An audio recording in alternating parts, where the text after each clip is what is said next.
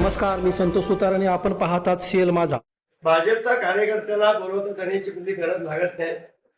एकदा जर भाजपच्या कार्यकर्ते मनावर घेतलं आणि याला मग शांत बसत नाही. आणि राज्याचा सक्षम असा मुख्यमंत्री साहेब देवेंद्र फडणवीस साहेब, ना खाऊंगा ना खाणे देऊंगा, हे त्यांची ओळख मी सांगण्यापेक्षा अख्ख्या महाराष्ट्र जनतेला माहिती आहे, देशाला माहिती आहे. आणि असा खणकर नेता असणं आम्हाला भीती कोणाची. हे गैरसमज दूर करण्यासाठी कधीच दूर होणार नाही. ते समज लोकांसमोर दिलेले आहेत. लोक फायलीने सगळे फायली पेपर आहेत. पक्षाचा एक कार्यकर्ता आणि सक्रिय कार्यकर्ता म्हणून मला आदरणीय देवेंद्र फडणवीस साहेबांच्या बद्दल खूप आदर आहे, त्यांच्यावरती खूप भक्ती आहे आणि विश्वास आहे. या संघर्षामध्ये प्रामाणिकपणे काम करणाऱ्या कार्यकर्त्यांच्या ते कधी पाठीशी राहतील, पक्ष पाठीशी राहील आणि कधी आम्हाला चांगल्या कामासाठी थांबवणार नाही याची मला खात्री आहे. आणि हा भ्रष्टाचार हा अजून काही मी बोललोच नाही. हा फक्त हे छोटस स्टार्ट आहे. हा खूप मोठा हे अजून पिक्चर बाकी आहे. हा टेलर अजून खूप म्हणजे पिक्चर बाकी आहे. सगळे येथील विषय मांडू आपण टप्प्याटप्प्याने. आणि माझे ज्येष्ठ आमचे मंत्री महोदय, मुख्यमंत्री साहेब आम्हाला जो आदेश देतील त्या आदेशाचं आपण पालन करू आणि योग्य ती निर्णय घेऊ. राक्षसी रूप धारण करून सगळंच गिळाच्या चक्करमध्ये जनता त्यांच्या या हलगर्जी कारभारामुळे त्रस्त आहेत. बोलायची कुणाला हिंमत होत नव्हती. लास्टला युती धर्म म्हणून आम्ही 1-1.5 वर्ष यांचा अन्याय सहन केला आणि करतोय. तर मला असं वाटलं युती धर्म करत असतेवेळी, युती धर्म पाळत असतेवेळी सगळ्यांनी तो युती धर्म पाळला पाहिजे. कारण मुश्रीफ साहेबांनी आम्हाला पक्षाच्या सोबत राहून, युतीतून राहून त्यांच्यासाठी एक म्हणणं परफेक्ट बसते, खातात महायुतीचं आणि गातात महाविकास आघाडीचं. खातात महायुतीचं, गातात महाविकास आघाडीचं. आता असं चालणार नाही, हे लक्षात असावं. मी जरी छोटा पक्षाचा कार्यकर्ता असलो तरी प्रामाणिकपणा माझ्या बद्दल शंका घेणं कोणाची गरज नाहीये.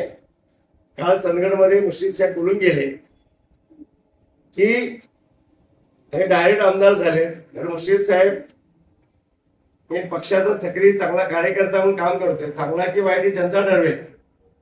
तर मी चांगल्या प्रामाणिकपणे देवाभाऊंच्या आशीर्वादाने भारतीय जनता पक्षामध्ये सक्रिय 16 वर्ष काम करतोय.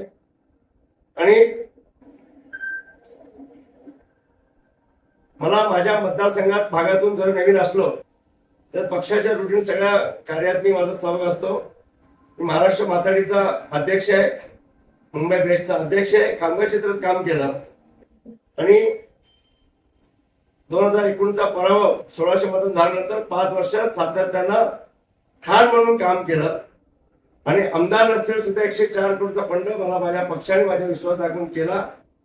आणि जनतेतून एकदा थोडक्यात विजय हुकला होता.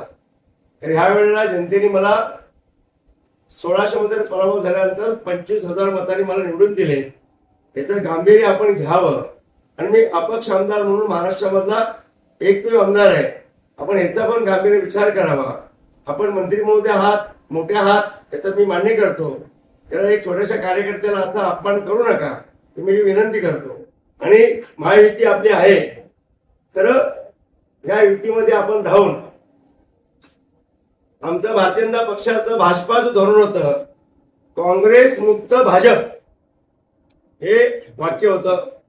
आणि नरेंद्र मोदी साहेब आमचे नेते आदरणीय, या देशाचे दिग्गज अशा नेत्यांची घोषणा होती सबका साथ सबका विकास.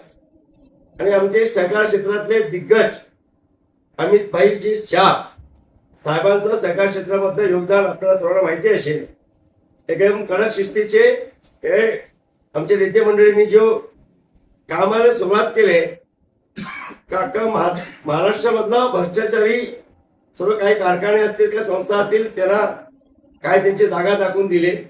आणि आपल्याला याची चांगल्या प्रकारे जाण असली पाहिजे असेल बहुतेक.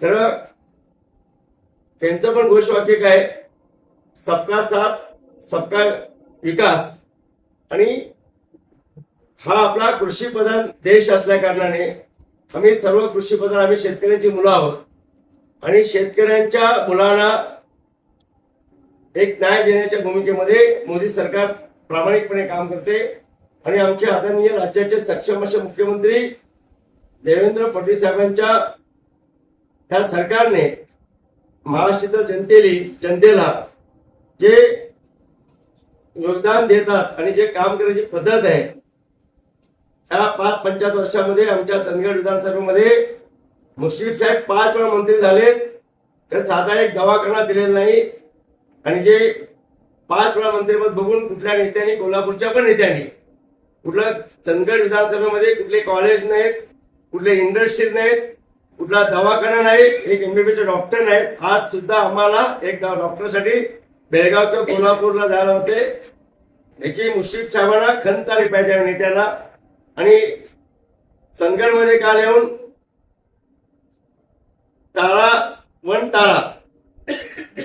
वन तारासाठी तुम्ही करता आज कामाची सुरुवात मी बोलायला लागते तर बोलतो आजरा चंदगड मध्ये महाविकास आघाडी म्हणजे शरद पवार गट उबाडा गट शिवसेना यांची युती केली हे जग जाहीर आहे इथे भाजपला कुठे विश्वास घेतलेला नाहीये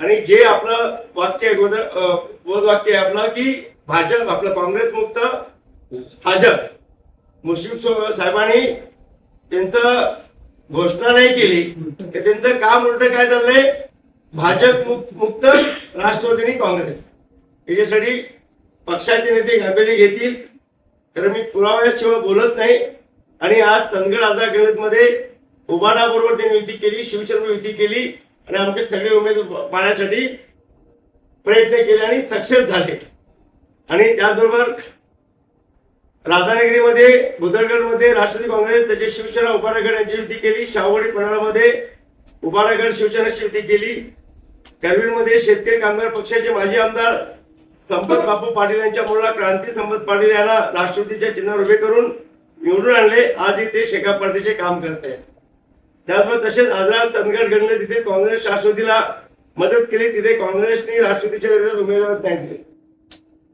राधानगरी बुदरगडमध्ये राष्ट्रवादीचे उमेदवार काँग्रेसकडे पाठवून काँग्रेसच्या चिन्हावर उभे करून निवडून आणले आणि राष्ट्रवादी काँग्रेसची स्थानिक विकास आघाडी ही मजबूत केली आणि इथं कुठेही त्यांनी युती धर्म पाळलेला नाहीये म्हणून पक्ष काय तो निर्णय घेतील आणि असा नेता युती धर्म न पाळता आपल्या विरोधातच काम करतो आणि आमचा पक्ष संपवायला निघाला आणि कुठेतरी याची जाण आम्हाला झाली आणि ह्या गोकुळचा भ्रष्टाचारामधला सर्व पैसा मी केडीशिवला तर बोलणार नाही माझे प्रूफ नाहीत आणि प्रूफ जमा करतोय आणि ह्या गोकुळ मधला भ्रष्टाचारातून आणलेला पैसा सगळा आमच्या भाजपच्या विरोधात सर्व वापरून आमचे सगळे उमेदवार पाळण्यासाठी प्रयत्न झालेत आणि याच्यासाठी आम्ही हा आता कुठेतरी असं वाटलं एक वेळ असते पण आता श्रद्धा सबुरी साईबाबांचा आता श्रद्धा आणि सबुरी आमची संपलेली आहेत आणि आम्ही ताकदीने या लढ्याला आम्ही समोर जायला तयार झालो